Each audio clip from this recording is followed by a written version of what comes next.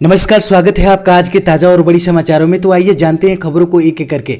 अगर इससे पहले कि आप हमारे चैनल पर नए हैं तो चैनल को सब्सक्राइब करके ऑल नोटिफिकेशन बिल को जल्दी से दबा दें ताकि आने वाले सभी लेटेस्ट न्यूज की जानकारी मिलती रहे।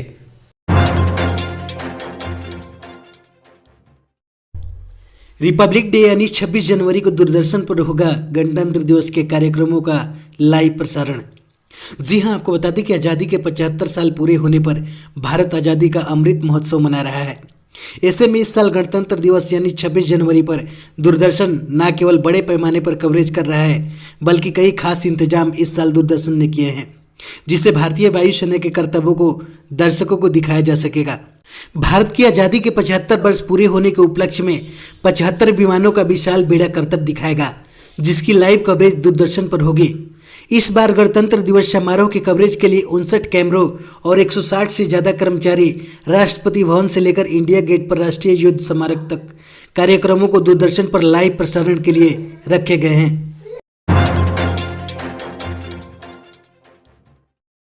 समाजवादी पार्टी की पहली लिस्ट में जेल में बंद आजम खान और नाहिद हसन को मिला टिकट, स्वामी प्रसाद मौर्य के बेटे का लिस्ट में नाम नहीं।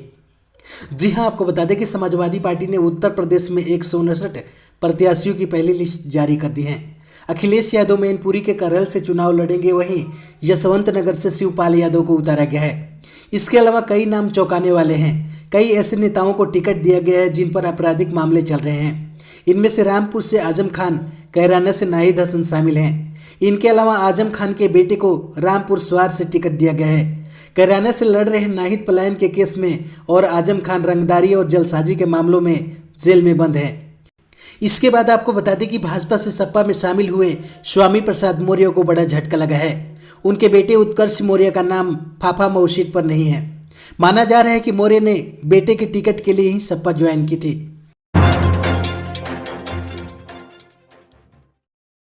पिछले 24 घंटे में 3,06,000 नए मामले। सरकार ने कहा 15 फरवरी के बाद घटने लगेंगे डेली केसेस। जी हां, आपको बता दें कि देश में लगातार 5वें दिन 3 लाख से ज़्यादा नए कोरोना केस सामने आए हैं।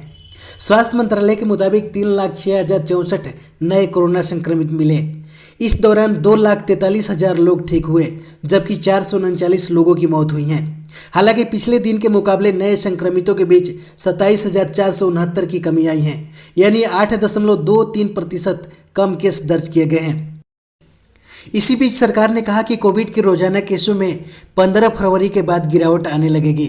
सरकार के सूत्र ने न्यूज एजेंसी एएनआई से कहा कि कुछ राज्यों और मेट्रो सिटी में 15 फरवरी के बाद केस कम होंगे और संक्रमण में स्थिरता आने लगेगी। सूत्र के मुताबिक वैक्सीनेशन के चलते तीसरी लहर का असर काफ़ी कम हो गया है।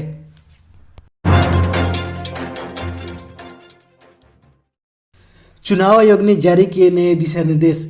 किसी भी स्थल पर 30 मिनट से ज़्यादा समय तक वीडियो वैन के रुकने पर प्रतिबंध है। जी हां, आपको बता दें कि निर्वाचन आयोग ने 5 राज्यों में होने वाले विधानसभा चुनावों में प्रचार के लिए वीडियो वैन के इस्तेमाल की अनुमति देने के साथ ही इससे जुड़े नए दिशा निर्देश जारी किए हैं। इसके तहत वीडियो वैन के किसी भी स्थल पर 30 मिनट से ज़्यादा समय तक रोकने पर प्रतिबंध लगाया गया है। कोरोना संक्रमण के प्रसार को रोकने के लिए निर्वाचन आयोग ने रैलियों के आयोजन पर भी प्रतिबंध 31 जनवरी तक बढ़ा दिया था।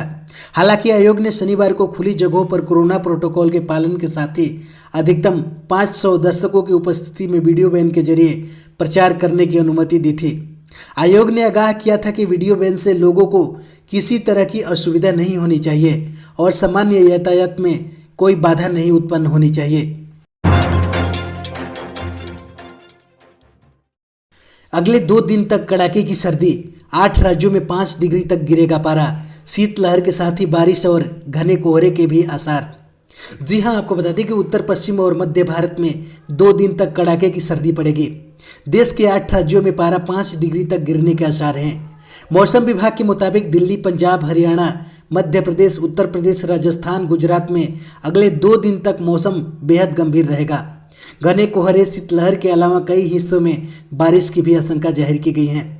मौसम विभाग के मुताबिक 25 से 27 जनवरी तक इन राज्यों में शीतलहर चलने से कोहरा और ठिठुरन बढ़ेगी। मौसम विभाग के मुताबिक उत्तराखंड, हिमाचल प्रदेश और कश्मीर में बर्फबारी और 4 दिन तक रह सकती है।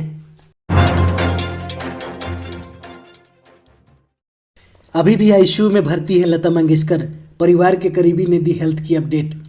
जी हां, आपको बता दें कि लता मंगेशकर के स्वास्थ्य को लेकर फैंस और शुभचिंतक चिंतित हैं और उनके जल्द ठीक होने की दुआएं कर रहे हैं। कोविड-19 से संक्रमित होने के बाद लता मंगेशकर 8 जनवरी को मुंबई के विजकेडी अस्पताल में भर्ती हुई थी, जहां उनका इलाज चल रहा है। इस बीच उनके स्वास्थ्य को लेकर कई बार सोशल मीडिया पर अफवाहें फैली हैं, जिससे परिवार के सदस्यों ने खंडन किया और ऐसी अफवाहें ना फैलाने की अपील की।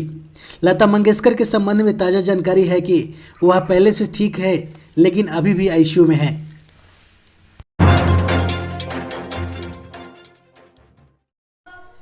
गणतंत्र दिवस के ठीक बाद टाटा सन्स की हो जाएगी एयर इंडिया। हैंड ओवर देने के लिए 24 घंटे हो रहे हैं काम। जी हां, आपको बता दें कि एयर इंडिया टाटा सन्स को हैंड ओवर 26 जनवरी को गणतंत्र दिवस के बाद किसी भी दिन किया जा सकता है। इससे जुड़े अधिकारियों ने सोमवार को इस बात की जानकारी दी। पिछले साल अक्टूबर में बोली लगने के बाद टाटा सन्स ने एक बार फिर एयर इंडिया का संचालन करेगा। एयर इंडिया के अधिकारियों ने कहा कि हैंड ओवर के लिए आखिरी तारीख को अंतिम रूप नहीं दिया गया है, लेकिन उनका टारगेट गुरुवार तक एयरलाइंस को टाटा सन्स को सौंपना है। एयर इंडिया के एक अधिकारी ने नाम न बताने की शर्त पर कहा कि हम किसी भी तारीख की पुष्टि नहीं कर सकते हैं, लेकिन अंतिम हैंडओवर इसी सप्ताह में होना है।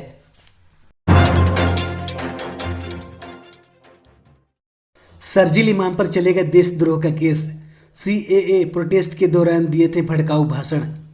जी हां, आपको बता दें कि दिल्ली की एक अदालत ने नागरिकता संशोधन अधिनियम यानी सीएए के खिलाफ अलीगढ़ मुस्लिम विश्वविद्यालय और दिल्ली के जामिया इलाके में कथित रूप से भड़काऊ भाषण देने के लिए कार्यकर्ता शर्जील इमाम के खिलाफ सोमवार को आरोप तय किए।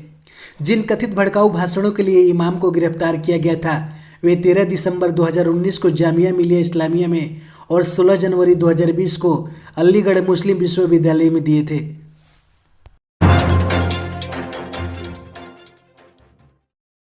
सोने के साथ साथ चांदी के भी दाम में हुए मामूली बढ़ोतरी। जी हां, आपको बता दें कि मजबूत वैश्विक रुख और रुपये के मूल्य में गिरावट के कारण राष्ट्रीय राजधानी के सराफा बाजार में सोमवार को सोना 255 रुपये बढ़कर 48,431 रुपये प्रति 10 ग्राम पर बंद हुआ। HDFC सिक्योरिटी ने यह जानकारी दी। हालांकि पिछले कारोबारी सत्र में सोना 48,176 रुपये प्रति 10 ग्राम पर बंद हुआ था। चांदी की कीमत भी 80 रुपये की तेजी के साथ 64,793 रुपये प्रति किलोग्राम पर बंद हुई। पिछले कारोबारी सत्र में यह 64,713 रुपये प्रति किलोग्राम पर रही थी। हमारे चैनल पर बने रहने के लिए बहुत बहुत धन्यवाद। दी गई जानकारी से अगर आप संतुष्ट है अथवा नहीं, अपनी राय कमेंट बॉक्स में जरूर दें। जय हिंद।